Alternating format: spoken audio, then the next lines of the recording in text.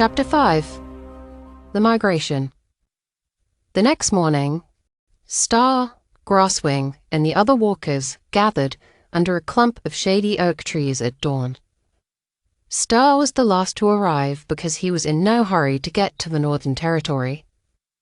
He would turn 1 year old there, and his destiny would be fulfilled, for better or for worse. Silver Cloud trotted to his side, followed by Morningleaf, Echo Frost, and Bumblewind. "Be safe and listen to Grasswing," Silver Cloud said to him. "I will." Star threw his friends a quick glance. Morningleaf's lip was quivering, and Echo Frost and Bumblewind were pacing frantically, either from stress or nursing withdrawals. He wasn't sure. "I'll see you all there," Star said, trying to cheer them. He looked at Morningleaf. Her light brown eyes reflected the sky above, where she would soon be flying. "Before you know it, we'll be together again," he said. She shoved her muzzle into the crook of his neck and nickered softly. Star longed to join her and the flyers. He wanted to watch the land whiz by under his hooves, to feel the dampness of the clouds and to see new places, and he didn't want to leave his friends. Star shook off his thoughts and stepped away from Morningleaf. "Fly safe," he said to all of them, and then he trotted away before he lost control and cried in front of the entire herd. Without ceremony, Grasswing began the journey north, followed by about 100 walkers. When pegasi migrated by air, they flew in organized V formations, like geese. The bigger steeds took turns bearing the brunt of the headwinds, while the smaller ones drafted in their wakes. But when pegasi traveled on the ground, they lacked such organization. Star fell into the rear of the herd and noticed that the walkers traveled like sullen refugees, together but alone, as if the only thing they had in common was that they were walking in the same direction. A cloud of dust quickly formed as they headed north and left Sunherd behind. Star coughed and snorted, trying to clear his nose and throat. He'd seen land horses once, drinking at Feather Lake. They were graceful when they traveled, born to run, but he thought the pegasi tried too hard. They walked with their heads high because they were used to seeing the ground from heights, and they fiddled with their wings, trying to find a flying rhythm that matched a walking gait. Since Star had never flown, he picked up on the secret to ground walking pretty fast. It was simple. One just had to relax. Grasswing knew the secret too. He sauntered forward, head low and bobbing, wings tucked, hooves lazy. In spite of the horrible dust, Star remained at the back of the herd. He was used to being alone. For half a moon, they walked without incident. Grasswing led them over open vistas and through towering redwood forests. They drank from sky-blue lakes and crossed meadows dotted with colorful flowers and white butterflies, and they slept each night under a clear and glittering sky. The beauty distracted Star from the painful sag of his wings. The few predators they encountered moved out of their way, content to mind their own business. Star often found himself walking behind Mossberry, an old mare who entertained him with stories. She was 92 and the oldest pegasus in Sunherd. Her back swayed, the tops of her haunches were hollow, and her ribs showed, but her dark eyes were warm and bright. Star followed her now, letting her swishing tail hypnotize him as the herd traveled through a large strip of open land between two dense forests. As usual, they walked due north towards the cooler section of their territory. Green grass would be plentiful there even in the late summer and fall, when their southern lands were dry. The sun's heat was mild on his black coat, and he was content. Then, suddenly, out of nowhere, he felt the ground vibrate under his hooves. He pricked his ears, listening and slowing his gait, as the strange vibrations grew stronger. Puzzled, Star craned his neck as high as he could and looked around. He saw nothing unusual. Mossberry nickered. "Stay close, Star." Grasswing pranced through the herd of walkers, his tail high and twisted. He scanned the horizon. Star heard something that sounded like heavy rain. Out of the darkened sky, white flakes drifted with the breeze. Snow? Star stuck out his tongue and caught a flake. He'd never seen snow, but Silvercloud's stories described it as frozen water. This was dry and tasted like dirt. But the flakes didn't explain the approaching noise. Star swiveled his ears and finally placed the sound. Hoofbeats. Mossberry struggled to a halt on stiff legs. The walking herd flapped their useless wings, and their shrill whinnies erased the last of Star's contentment. Something was very wrong. The thundering of the hooves grew louder, and Star saw distant trees swaying in the wake of the noise. He trotted to Mossberry's side like an anxious foal and stared at the forest from which the sound was coming. "What is it?" "I don't know," she whinnied, and reared suddenly as a herd of land horses exploded out of the brush. "Move!" she screamed, knocking Star clear of their path. Star bleated, neighing to Mossberry over the ringing hoofbeats. "What's happening?" The horses raced past them, jumping fallen logs and short bushes, stumbling and careening, a blur of legs and terror. The sun-herd walkers clumped together in the open space between the two forests, watching the stampede. Star's nerves tingled, and his breath came fast, like he was running too. If the land horses had noticed them, Star couldn't tell. They galloped thoughtlessly, gripped and propelled by their fright.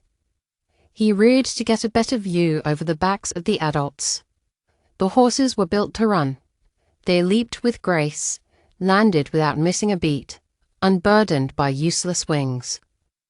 They were plain, mostly brown, but long-legged and refined. Being called a horse wasn't the worst thing, he decided. Then, horribly and suddenly, Star smelled the source of their fear just as Grossing's alarm pealed through the valley. "Fire!" The Pegasi whirled and immediately chased after the horses. Their compact bodies were built to fly, not run, and most had never jumped. Star's herd dodged fallen trees and thick bushes that the land horses jumped with ease, and it slowed their escape. The fire roared out of the brush, dropped to the low grass, and chased them with insatiable fury. In the chaos, Star lost sight of Mossberry. His long legs carried him past larger Pegasi as the herd thundered through the valley towards the woods. Deer bounded past Star, and their hooves flushed jackrabbits out of the grass ahead of him. Some of the hares were trampled as they zigzagged through the maze of hooves. Star was almost to the forest when he heard a horrific shriek. He turned his head and saw a wing-shaped burst of flames behind him. "Mossberry!" he whinnied, digging in his hooves and turning back. Grasswing, who was behind him, did the same. Popping sparks had landed on Mossberry's dry feathers. She flapped her wings, but the air she created fed the flames. Her magenta feathers curled and turned black. "Help me!" she screamed, rearing up, her eyes rounded and white-rimmed. "I'm coming!" Star cried, neighing for help and cantering towards her. Grasswing blocked him. "No, Star." Mossberry's flesh and feathers melted off her wings, and Star saw the outline of her thin bones. She dropped to the ground, engulfed in flames, her legs flailing upside down. "I need to help her!" Star screeched, pushing hard against Grasswing. The stallion shoved him to the woods. "No! Run, Star!" The fire finished with Mossberry and blazed towards them. The smell of smoke awakened something in Star that he couldn't control, and he turned and fled. As the Pegasi herd crashed into the forest, the trees split their paths. Star ran away from the smoke and fire, following the trampled tracks of the horses, his lungs burning as he coughed from the smoke. When the fire reached the forest, it slowed, toppling trees and swallowing them whole. The stampeding horses, deer, and pegasi raced ahead of the flames, through the brush and trees, and exited the forest on the other side. The deer scattered, the horses veered south, and the pegasi turned north. Grosswing whistled a call to gather the walkers quickly. Star ran to his side with a few dozen others. By evening, the entire herd was reunited on a large meadow. They rested and caught their breath. They were dazed and thirsty as Grosswing counted them. Only Mossberry was missing. There was no need for Grosswing to explain her absence. News of her horrific death had spread quickly through the herd. He gathered the walkers for a brief burial ceremony, though there was no body for them to cover with stones. Who will speak for Mossberry? A mare, well into her 60s, lifted her head. Mossberry, filly of Windheart, you told the best stories in Sunherd. Several elders nickered, but their expressions were downcast. You're in the golden meadow now. Fly straight and find your rest. The mare closed her eyes. Will anyone else speak for Mossberry? Grosswing asked. Twistfire stepped forward. The last pegasus she spoke to was Star. Star stiffened at the mention of his name, and the herd rustled. Grosswing interrupted. If no one else will speak for Mossberry, we need to find water and rest. Twistfire galloped forward and wrapped his muscled wing around Star's neck. Star gasped and tried to pull away. He's bad luck. Twistfire looked at each steed. He was the last one to speak to Mossberry before she died. The walkers fluttered their wings, whispering. Let him go, said Grosswing. The Palomino thrust his chest and pranced, ready for battle. The walkers, mostly elders, crowded close to him, glaring at Twistfire.